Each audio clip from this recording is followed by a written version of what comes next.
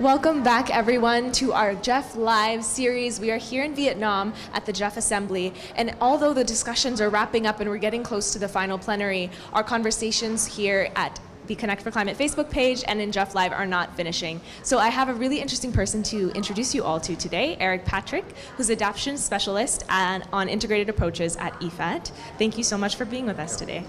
Thank you.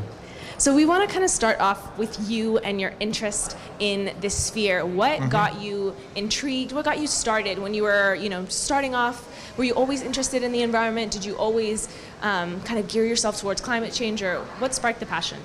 No, actually I wasn't interested at all. I grew up in Vancouver, the home of Greenpeace, which probably a lot of people heard of, and I thought these guys were a bunch of crazy, radical tree huggers. Yeah. I was actually interested in going into law. But then when I finished high school, I went to Africa and I traveled 6 months across Africa by dugout canoe, by the back of beer trucks, various other means. And it happened to be during the time of a major drought and famine.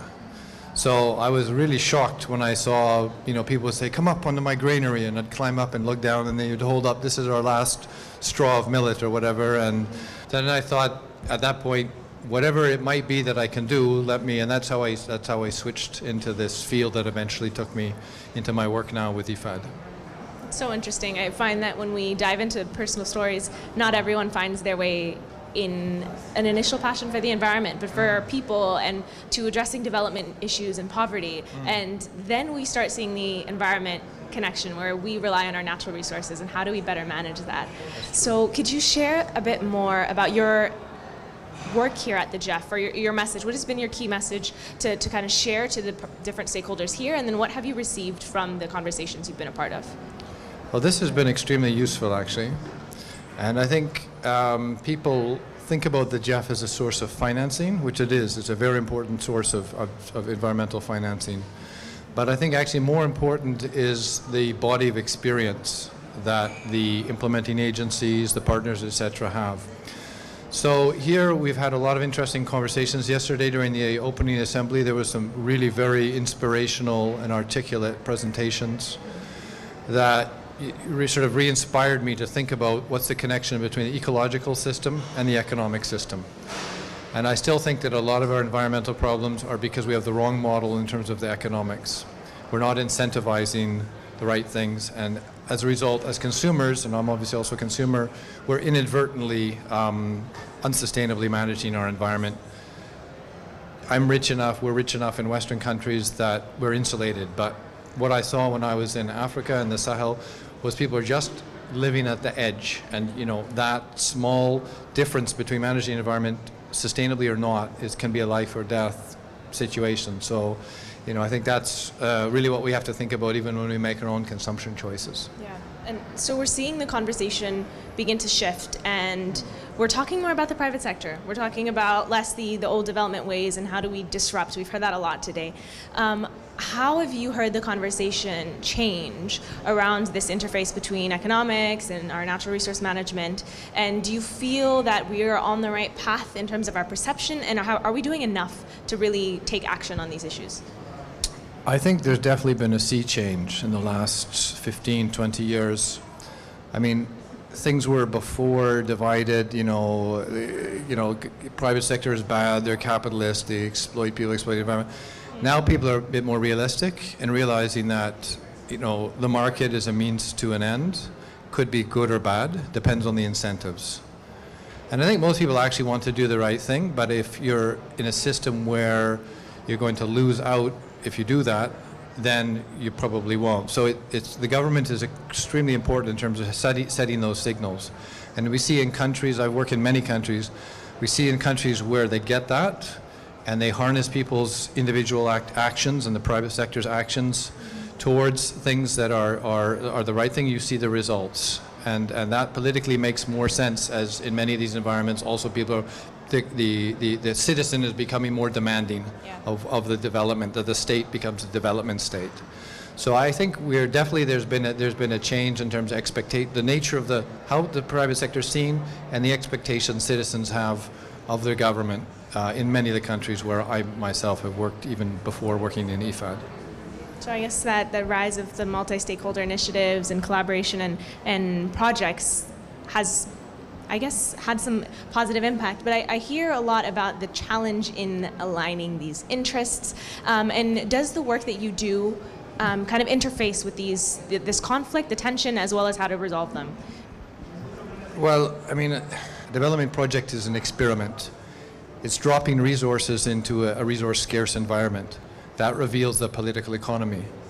So we need to be we mustn't be naive with the multi-stakeholder platforms.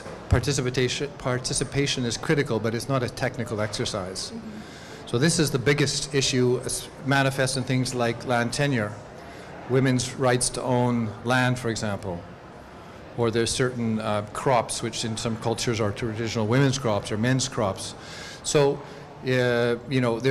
people don't come into a multi-stakeholder dialogue with equal information, with equal power.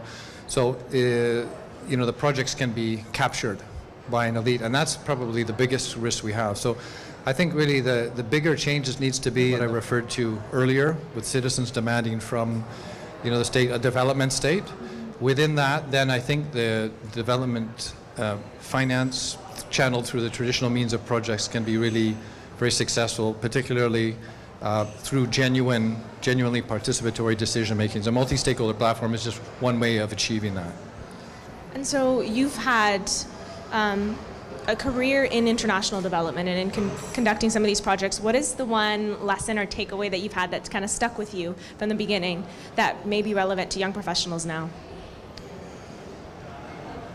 I would say, be ambitious, but have realistic expectations. Because, people at that age, want to change the world. And you can actually have a catalytic effect, much more now than when I got into it, just because the world is more globalized and more information. But what I've seen is basically things take time. Development and the way that we treat the environment also is about a mindset. Sometimes the whole generation has to change. I worked in a project for an NGO when I started out my career in Chad on developing a curricula for primary school education.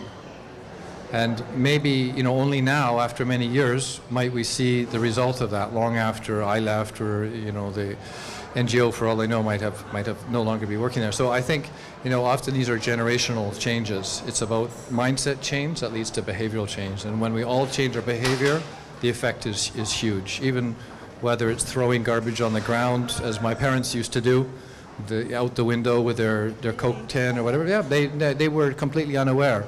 And I was telling my parents, because I came home from school after lessons, don't litter. So, these things are generational. And although that's a trivial example, at the end of the day, development is about a change in mindset. And we can play a small role, hopefully catalytic role, towards a more sustainable future. And with regards to changing mindset, I'm curious, has there been a change in habit that has been difficult for you to implement in your own life, but is really good for the environment? I think personally for meat, it's meat consumption, basically, because you grow up with a certain concept of what's food, what's a desirable food. And certainly we see this with the urbanization process, that meat consumption goes up. It's seen as something to aspire to, a luxury, but then it becomes an expectation or a norm. So I try to decrease my own meat consumption, basically because before I was really unaware of the ecological footprint. So the GEF meetings like this, again, informs us, but then we have to make our personal choices. And I'm on the slow process of trying to. So if you see me eating meat here, yeah, catch me. Well, I think it's all but, there is meat here, yeah. So I think it's been great to have this conversation and have some of the honesty around the issues that we're facing. Not everything is rosy. We're having these conversations that are presenting solutions, but at the same time, being realistic, being patient, and knowing that we're in it for the long game is a great message for our Facebook audience. So thank you so much for us. We want to close out by saying thank you to our listeners, and please continue engaging in this conversation with the hashtag #JeffLive. Pose your questions down below, and we'll see if we can get to them later on. So thank you so much for joining, and we'll talk to you soon. Thank you. Thank you.